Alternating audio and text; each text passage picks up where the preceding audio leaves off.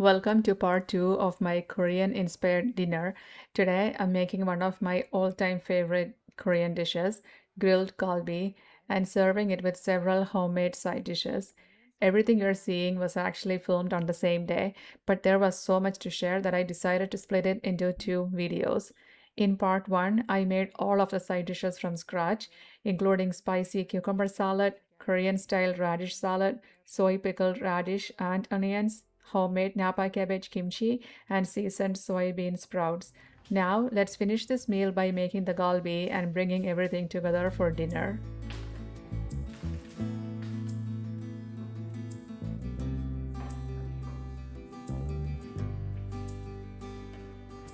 I'm making Korean style galbi, which is traditionally made with thinly sliced beef short ribs.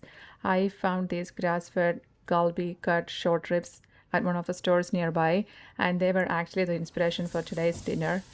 But I had a bit of a moment here. Normally, galbi is sliced much thinner than this, and these pieces looked unusually thick.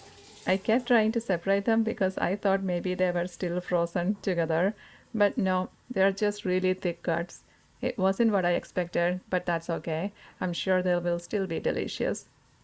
One thing I did realize is that I mixed up the order of one of the preparation steps. Traditionally, you're supposed to tenderize the meat first by gently pounding it thinner and then soak it to remove any small bone fragments and excess blood. I soaked mine first before tenderizing it. Not exactly the right order, but that's the beauty of home cooking. Sometimes you make little mistakes and it still turns out just fine. One thing I always try to include with our meals is bean or lentil soup. I mainly do it because it's such an easy way to add more fiber to our meals. Today I'm using navy beans. They've actually been soaking for about a day and a half. I had planned to cook them yesterday, but my schedule changed, so I moved them to the refrigerator to keep them fresh until I was ready. Now I'm giving them a good rinse, transferring them to a pot, and covering them with plenty of water. I'll bring everything to a boil, then reduce the heat and let the beans simmer gently until they are nice and tender.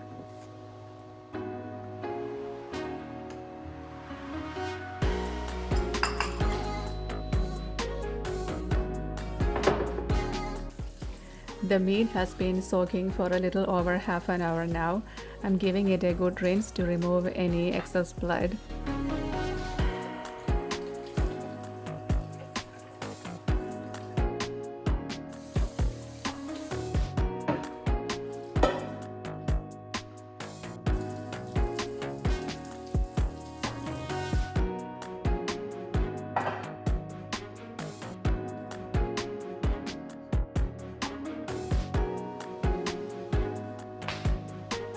Now I'm getting ready to tenderize the short ribs. I'm placing the meat between layers of plastic wrap to keep everything contained because I definitely don't want the mess flying all over my kitchen.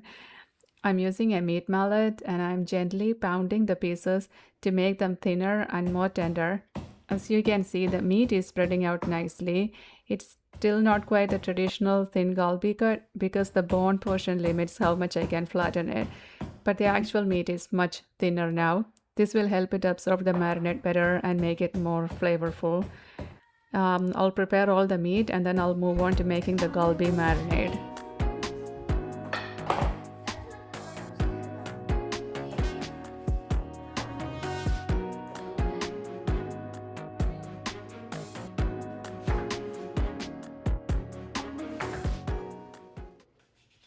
For the marinade, I'm adding onions, one whole apple, garlic, soy sauce, sugar, green onions, and sesame oil to the blender. Traditionally, Korean galbi marinade often uses Asian pear because it adds sweetness and helps tenderize the meat, but I don't have any. I've always used apple as a substitute and it works beautifully. One thing to keep in mind is that soy sauce already contains quite a bit of salt, so be mindful before adding any extra salt to the marinade. I blend everything together until it's smooth and the marinade is ready. I actually made a little extra because I have several side dishes going today and I want to save some for another meal. This same marinade works wonderfully for a Korean style beef bowl called bibimbap. so I'll store some for another day. It's one of my kids' favorite. The rest goes straight onto the galbi. I cut the meat really well, making sure every piece is covered in that flavorful marinade. And then I'll let it sit so all the flavors can soak in.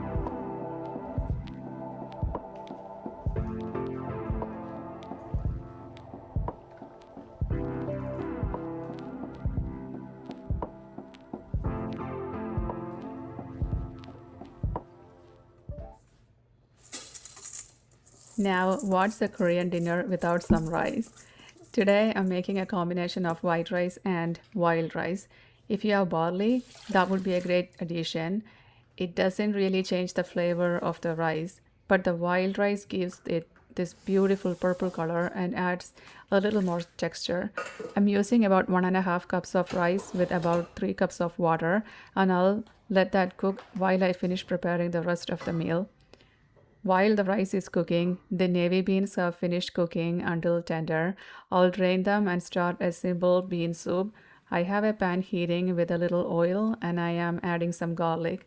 This is such an easy recipe, but it has so much flavor. I love recipes like this because they can come together while you are already working in the kitchen. Once the garlic has cooked for about 15 seconds, I add the cooked navy beans along with a little bit of water. The goal is just to let all the flavors come together, so I'll keep it gently simmering until dinner time, making sure the beans don't overcook and become mushy. For seasoning, I'm keeping it very simple, just salt and cumin. I also had some leftover cherry tomatoes, so I cut them in half and added them toward the end of cooking. I want them to soften slightly and release some flavor, but I don't want them to completely break down. Finally, I add freshly squeezed lime juice. This is important to add after cooking because lime juice can develop a bitter taste if it's heated for too long. And with that, this simple but flavorful bean soup is ready. All that's left now is to finish cooking the rice and grill the galbi. Then it's finally time for dinner. Now it's time to cook the galbi. I'm using my cast iron griddle because it gives the meat such a beautiful sear and caramelization. I'm careful not to overcrowd the pan. I want the short ribs to brown nicely instead of steaming, so I'll cook them in two batches. Because the marinade contains sugar from the apple, it can caramelize and burn fairly quickly. I like to flip the meat every couple of minutes so it cooks evenly without getting too dark on one side.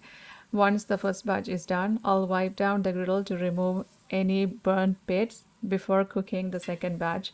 That way, each batch gets the same beautiful color and flavor. So let's do that now.